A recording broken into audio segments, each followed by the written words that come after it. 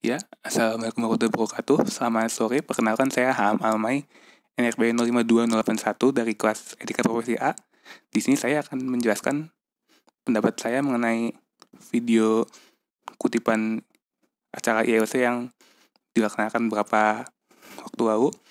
Di sini ada dua narasumber. Yang pertama itu untuk Profesor Andi Hamzah. Menurut saya hukum yang berlaku itu harus terdefinisi dengan jelas, tidak redundan dan tidak multitafsir. Jadi bisa diklasifikasikan dengan jelas mana perbuatan yang dapat dikenakan sanksi, dan sanksinya itu termasuk dalam undang-undang apa. Pasal yang redundan juga sebaiknya segera diselesaikan dengan adil. Kemudian mengenai keadilan juga hukum di Indonesia itu masih jauh dari kata adil. Seperti yang contohkan tadi, hukum untuk tindak pidana pencurian itu menurut saya sudah cukup untuk mengembalikan barang atau uang senilai harga barangnya saja, tidak perlu kurungan berbulan-bulan.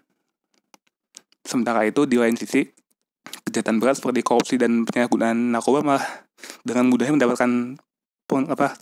mendapatkan remisi. Berikutnya untuk yang kedua yaitu Pak Didi Permadi. Kalau menurut saya undang-undang ITE itu harus dapat memberikan keadilan bagi semua pihak, tidak hanya pihak pelapor atau yang dirugikan saja.